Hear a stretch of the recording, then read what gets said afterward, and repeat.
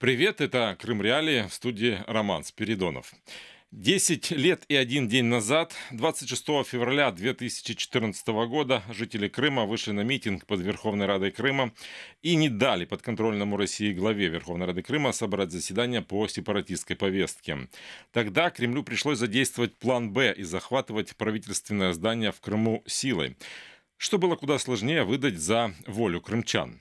О сопротивлении оккупации, начавшейся 10 лет назад, и как оно продолжается сегодня, поговорим в эфире. Очередная сессия Крымского парламента 26 февраля 2014 года была созвана уже после того, как на пророссийском митинге в Севастополе провозгласили так называемым народным мэром Алексея Чалова, а Виктор Янукович под конвоем российских военных покинул Украину. Спикер Верховной Рады Крыма Владимир Константинов к тому времени уже регулярно ездил в Москву и начал публично грозить украинскому суверенитету в Крыму. В день заседания Крымского парламента на призыв Меджлиса крымско-татарского народа и украинских организаций Крыма стянулись тысячи крымчан. Сюда же начали стягиваться сторонники русского единства, большая часть которых прибыла автобусной колонной из Севастополя. В противостоянии во дворе Верховной Рады взяли верх проукраинские митингующие. Они вошли в здание, заседание парламента не состоялось. На утро следующего дня здания Верховной Рады и Совета министров Крыма были захвачены российскими военными, снявшими с себя опознавательные знаки и знаки различия. Как сегодня подконтрольные России чиновники в Крыму комментируют события тех лет. В этот день 2014 года подконтрольный России спикер Верховной Рады Крыма Владимир Константинов заявил, цитируем: «Парламент 5-10 голосами принял решение о назначении председателем Совета министров Автономной Республики Крым Аксенова Сергея Валерьевича». Конец цитаты.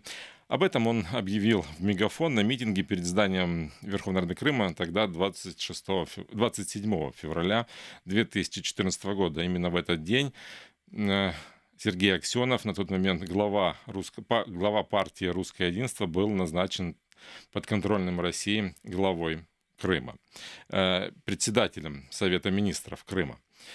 Сейчас, спустя 10 лет, Константинов в комментариях «Вести Крым» заявил, что сессия Крымского парламента, назначенная на 26 февраля 2014 года, была началом процедуры проведения так называемого референдума о присоединении Крыма к России. А митингующие, цитирую, ворвались в здание парламента, чтобы сорвать процедуру. Конец цитаты. Константинов сообщил, что сессия не состоялась, потому что он решил, еще одна цитата, чтобы слово «референдум» обрело легитимность, чтобы потом никто не придрался и не сказал: «Вы приняли решение в такой ситуации». Конец цитаты. Подконтрольный России глава Крыма Сергей Аксенов, на тот момент, как я уже говорил, глава партии «Русское единство», в интервью уже этого года утверждает, что на тот момент на сессию не выносилось никаких решений. Но, цитирую, «деструктивные силы предприняли попытку сорвать проведение сессии, причем это не столько были представители крымско-татарского народа, которые находились на площади, руководили всем представители националистических группировок. Они находились на площади среди митингующих. По сути, это их рук дело, подстрекательства и провокации, которые привели к столкновениям в итоге на площади. Если бы киевских жуликов там не было, обошлось бы все без крови», заявил Аксенов. С нами на связи уже есть Искандер Бариев. Искандер, добрый день. Добрый день, слава Украине. Героям слава. Давайте поговорим о важности того события, этого дня. Крымчане выходили на проукраинские митинги 26 февраля и позже. Вот почему эти события зафиксированы именно как день сопротивления? И что главное произошло в этот день? Ну, в первую очередь, нужно было продемонстрировать, что на территории Крыма что большая часть населения не поддерживает оккупацию, не поддерживает России оккупантов.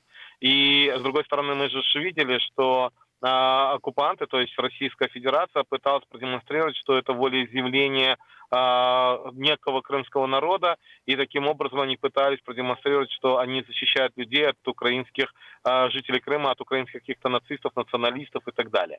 И поэтому сама гражданская акция, это всегда во все времена, это было продемонстрировать, что они непрошенные гости, которые пришли с оружием. Я как раз говорил о том, что очень важно было продемонстрировать что и вот сломать ту политику Российской Федерации, которая пыталась продемонстрировать, что якобы они защищали некий народ Крыма от украинских националистов.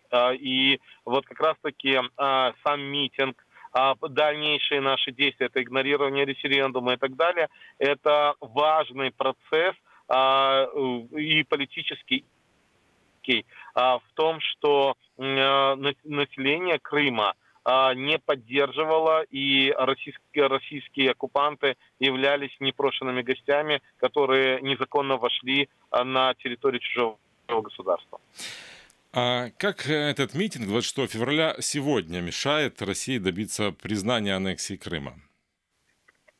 Я бы сказал, действительно, Россия до сегодняшнего дня пытается делает попытку аннексии Крыма, потому что некоторые называют аннексией, это не совсем правильно.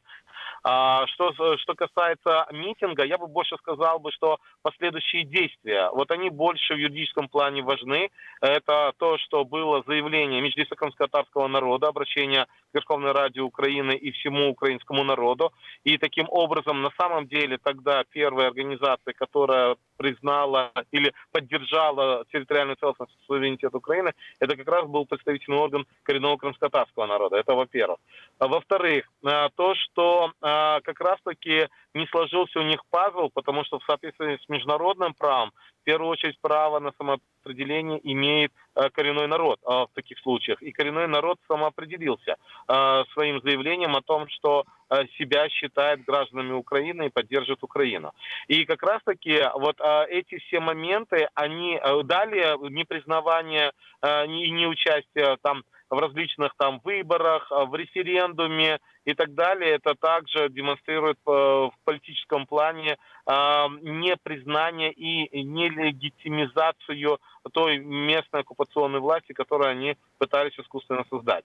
И поэтому даже это отражается и уже в процессуальных документах, ну, например, в том числе и в документах Европейского суда по правам человека и в других документах международных. И мы постоянно обо всем говорим. И действительно это мешает россиянам. И поэтому они, начиная с 2016 года, объявили представительный орган коренного народа, который действительно избирался демократическим путем, объявили экстремистской организацией и начали преследовать. И мы видим, сколько членов Меджлиса преследуется по уголовным делам. И первый заместитель председателя Меджлиса Нариман Джилял сейчас находится в колонии в Минусинске. Давайте поговорим об истории в сослагательном наклонении. Вот о том, могло ли все завершиться иначе 26 февраля. В прошлый вторник в нашем эфире мы говорили о событиях этих дней с главным редактором Центра журналистских расследований Валентиной Самар. Вот давайте послушаем, что она об этом сказала. Між 23 і 26 знову ж таки центральна влада України проморгала цей абсолютно період, коли можна було втрутитися, треба було терміново змінювати керівників силових відомств, треба було працювати безпосередньо на території, не з теплих київських студій розповідати про те, як нам важко, як врегулювати ситуацію, вже не кажучи про те, що просто сидіти в кабінетах і ділити портфелі і потоки грошові і ресурсні. Треба було займатися Кримом, треба було займатися Донбасом. І тоді б не було такої несподіванки. І, власне, мітинг 26 лютого, він показав просто російським сценаристам і виконавцям цього сценарію, що просто так тихо, мирно і під виглядом народ сам рішив, у них не вийде, вони пішли на силовий сценарій. Моя думка, якби після цього мітингу проукраїнські сили, представники кримськотатарського народу, українських організацій, інших, не залишили площу перед Верховною Радою Кримою, а тим більше не залишили приміщення Верховної Ради, раз вони вже туди зайшли, ситуація розвивалася зовсім інакшим сценарієм. Эскандер, вот почему протестующие тогда не остались в здании? И вот как могла воспользоваться этим захватом, если бы он состоялся, российская пропаганда? Вот как раз-таки это вопрос риторический, да, вот, потому что после вот всех тех событий, конечно же, мы можем по-разному рассуждать и по-разному строить модели, но это нужно делать. Но, во-первых, я хочу сказать, что в преддверии этого митинга у нас тоже были мысли, я был одним из сторонников того, чтобы, если мы проводим митинг, то не проводим возле здания Автономной Республики Крым, либо мы, скажем, не проводим митинг, а ждем, если принимается незаконное решение Верховной Рады Автономной Республики Крым, хотя я вам скажу так, там многие депутаты не были готовы все-таки проголосовать, то тогда должна была отреагировать прокуратура Украины, и тогда мы могли бы как общественность повлиять на эти процессы. Но при всем том процесс пошел как пошел, и поэтому митинг все-таки состоялся. Другой вопрос. Мы тогда, на самом деле, вот я с Меджидом Сулеймановым последний уходил с своей площади и действительно видел, когда там валялась обувь, всякие палки, там всякое такое, там одежда, элементы одежды. Но, опять же, задаю вопрос, а если бы мы действительно, грубо говоря, захватили бы здание Верховного Совета Автономной Республики Крым, то что бы могли бы или как бы могли бы предпринять? Я думаю, что у русских, у оккупантов были разные сценарии. Я думаю, что и подобный сценарий был в том числе. Они тогда бы заявили бы о том, могли бы заявить о том, что там крымско-татарские националисты вместе с украинскими националистами незаконно захватили административные здания, которые нужно, и поэтому они там применили силу для того, чтобы защитить законную власть крымскую, которая, против которой там пошли там экстремисты, националисты и так далее. Потому что, если давайте вспомним, как они крутили даже тот митинг 26 февраля.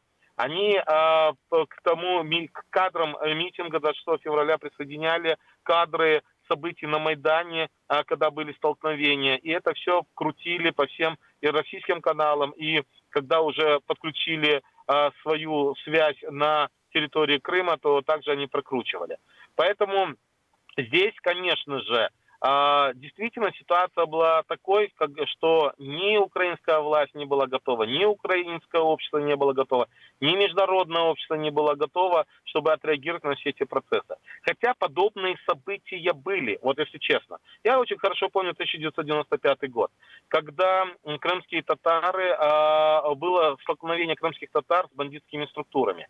Но тогда я был членом Центрального совета УКНД, и я дежурил как раз, и когда к нам приехали с Союза офицеров военно-морских сил Украины и сказали о том, что давайте мы будем координировать вместе действия, мы со своей стороны перекроем подъезды в Крым и не дадим проезжать. А вы со своей стороны старайтесь контролировать ситуацию, чтобы с вашей стороны не было каких-то более радикальных действий. Поэтому я думаю, если бы тогда все-таки четко сработали силовые структуры украинские в Крыму, если бы тогда четко сработала власть, если бы тогда гражданские и военные объединились, то действительно мы могли бы противостоять, потому что действительно они же как индикаторы были эти зеленые человечки, и официально Россия отказывалась, и Путин отказывался от того, что это российские военнослужащие.